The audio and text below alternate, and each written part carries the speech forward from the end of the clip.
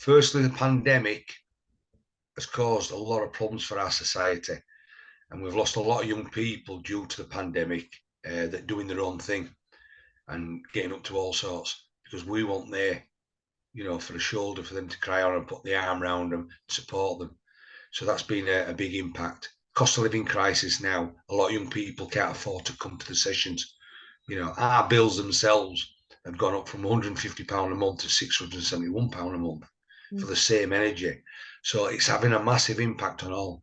But when you go back to the knife crime part, there's all these different issues has been the impact of why everything's getting as bad as it is. And yes, I've got parents crying down the phone, please, Mark, help me, help me, help me. They're under the social services, they have social workers.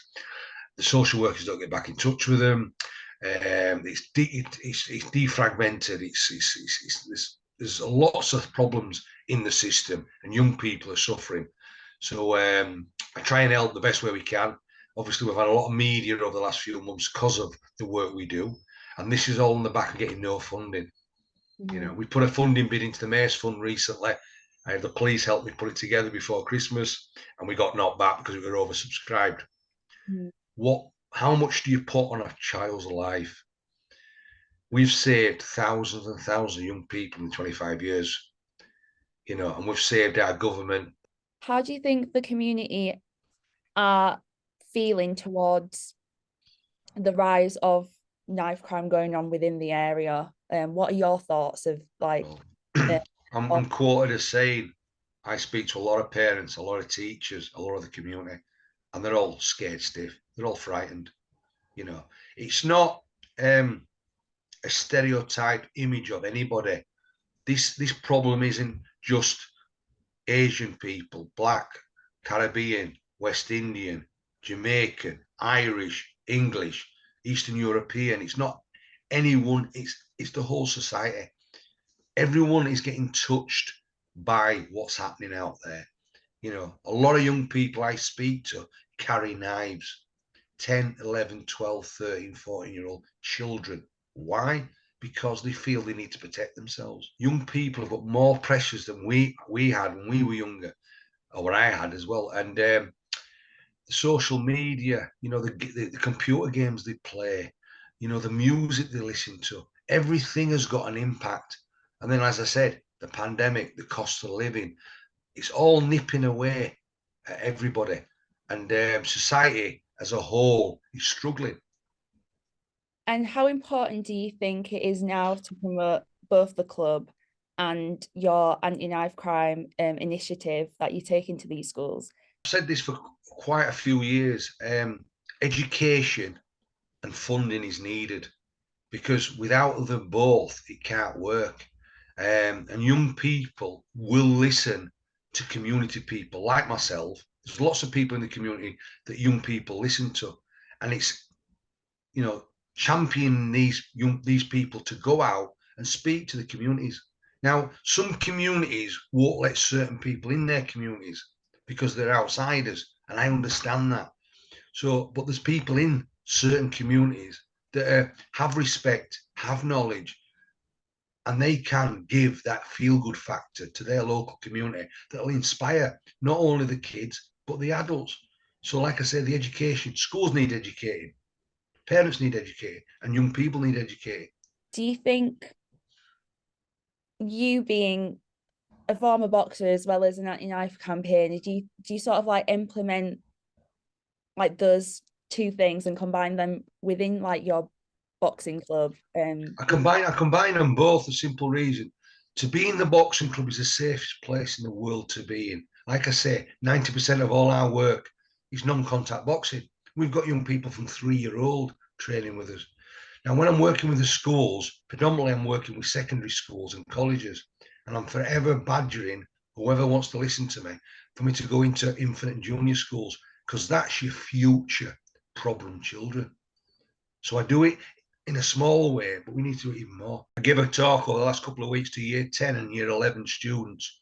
So I've talked to probably about 2,000 young people in the last 2 weeks, which has had a massive impact, all positive, which is great.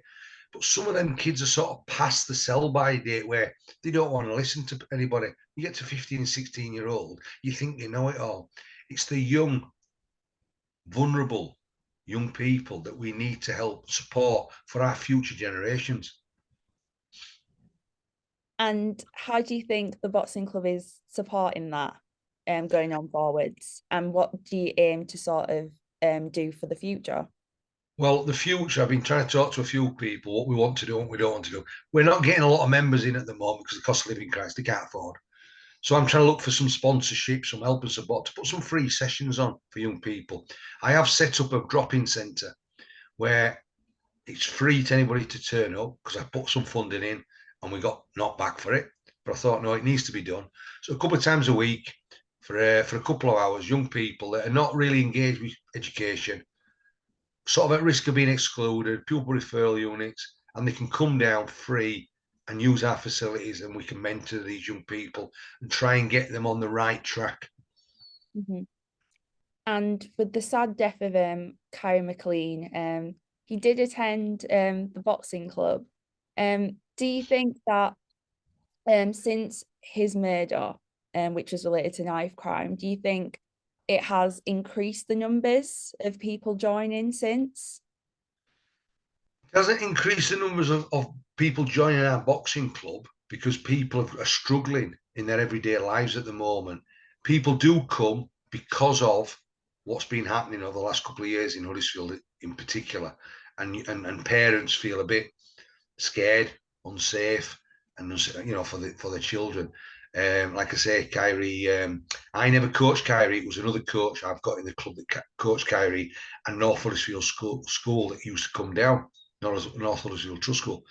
But their funding got cut, so they stopped coming.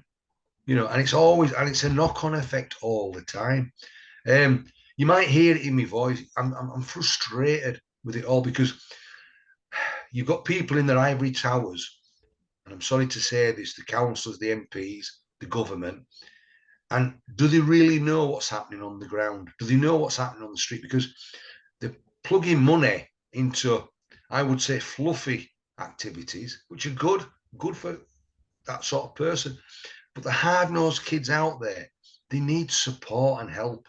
And a boxing club has that street cred, has that way about where people want to be a part of that.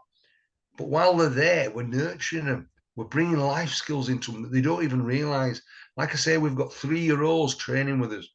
And some of our boxers that are 10, 11, 12, 13, 14-year-old are coaching them young people. So they're mentoring them. So they're like our boxing ambassadors.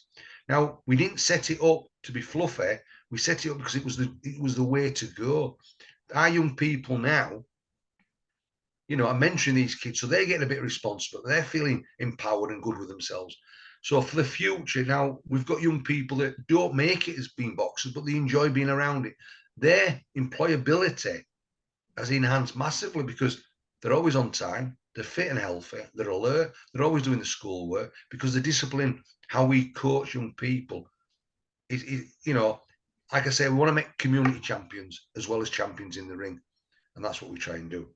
Oh, that's really great that you do all this amazing work for the community. On finishing, it's everybody's problem.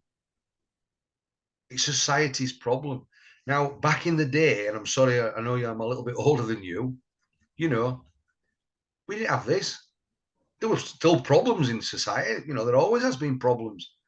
You can't chastise a kid now. You can't do this. You can't do that.